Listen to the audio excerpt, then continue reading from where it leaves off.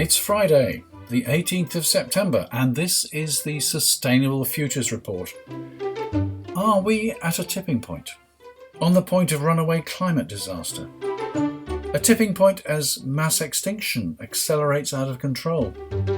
Or a tipping point as politicians and public realise that it's time to act? Hello, I'm Anthony Day. In the Sustainable Futures Report, I aim to bring you news of technological progress towards softening the blow of the climate crisis, while reporting on events which demonstrate how that crisis is developing. This episode is mainly about the crisis and about changing attitudes. I've been concerned about the environment for years now. I've just watched the new programme by David Attenborough, Extinction, The Facts. Find it on BBC iPlayer, don't miss it. I knew most of what he was telling us, but the graphic display of wildfires, overfishing, animal poaching, forest destruction, factory farming and the sale and slaughter of live animals in Asian wet markets shocked even me. 1 million species out of 8 million on Earth are on the brink of extinction. Studies suggest that extinction is now happening hundreds of times faster than the natural evolutionary rate, and it's accelerating. Another statistic which amazed me is that 60% of the animals on Earth are farmed livestock, 36% are humans. That means that all the wild animals on Earth amount to only 4%. Why is extinction a problem? We'd all be sorry to see the polar bears, the elephants, the tigers and the whales disappear, but it wouldn't have any immediate effect on our lifestyles, would it? We're still less concerned about the loss of insects, worms or other bugs. But the stark point that was brought home by this programme is that everything is interconnected, and crucially, without worms, insects and microorganisms, the soil becomes sterile, unable to support life or to grow the food crops on which humanity depends. We are at the top of the food chain. If we kick away the foundations, the whole thing will collapse. Drenching the land with fertiliser is no substitute.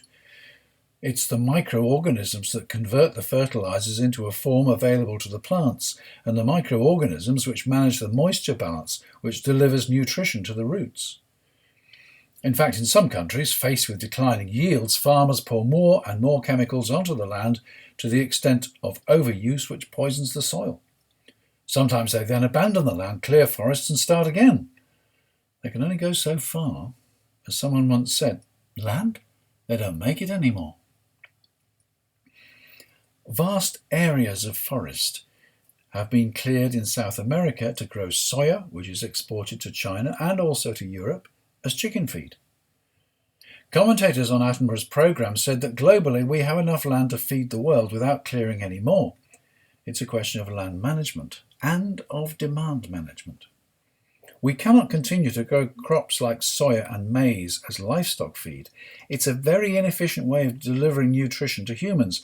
The nutrition in these grains is far greater than the nutrition that humans eventually receive by consuming the livestock. That's not an argument for vegetarianism or veganism, more an argument for moderation. Listen to last week's Sustainable Futures Report for more on that. Attenborough's closing message was that what happens next is up to all of us. It's a message we've heard for years, and the average person in the street's reaction ranges from, well, what can I do, to I'll do something when everybody else does, to nothing I do will make the slightest difference.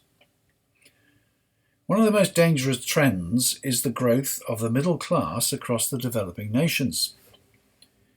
As these nations become more prosperous, they aspire to Western levels of consumption and Western diets.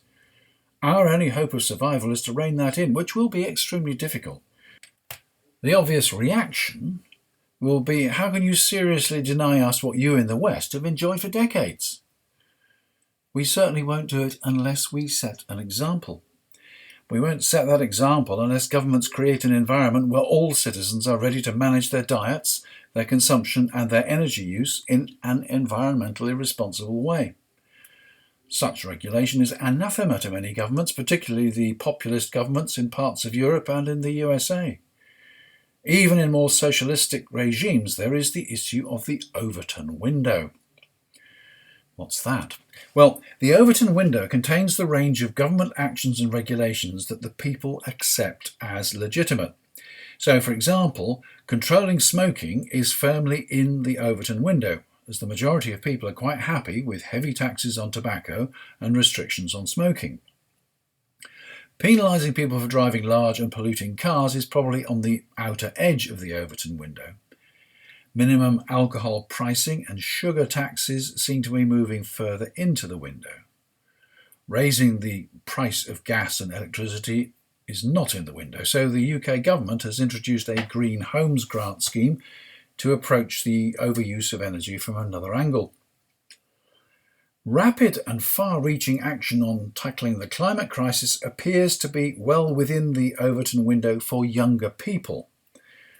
They see the threat of climate disaster, their limited prospects of getting a job and declining chances of owning a home, and they are angry at the generations who seem to have it all and to have done little.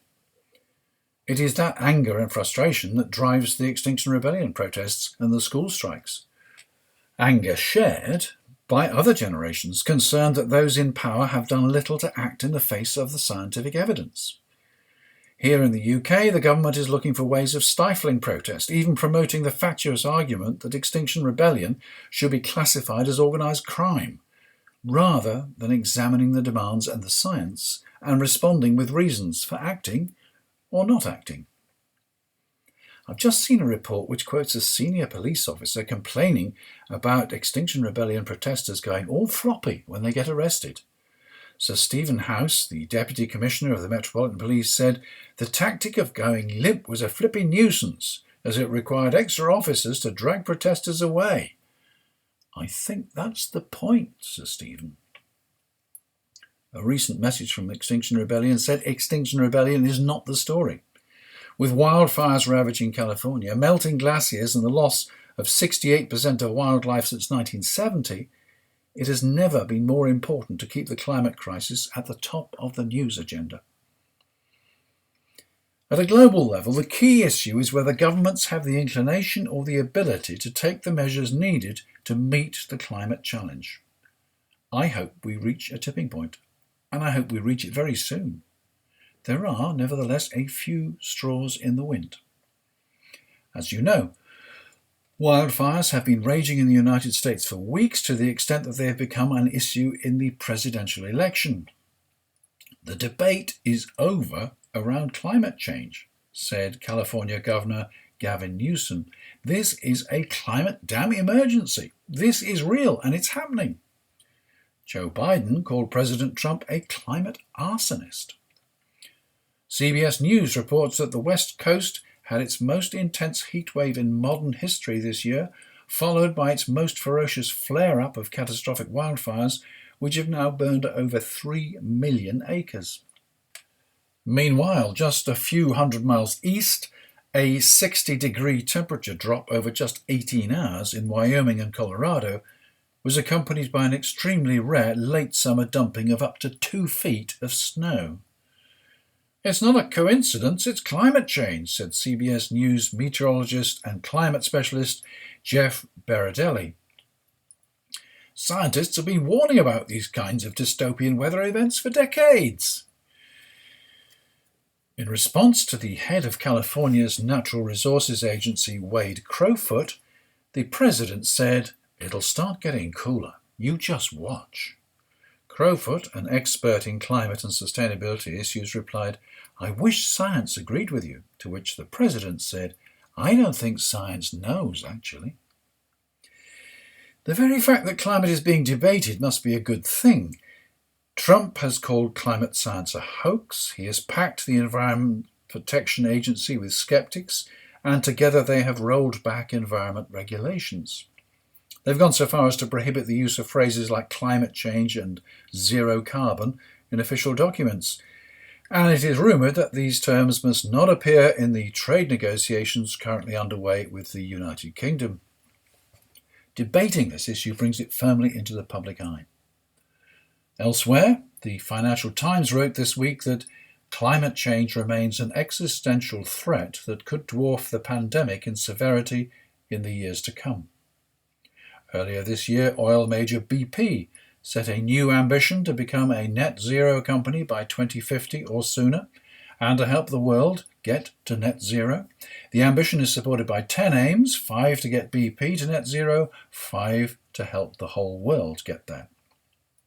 Google says it has wiped out its entire carbon footprint by investing in high-quality carbon offsets.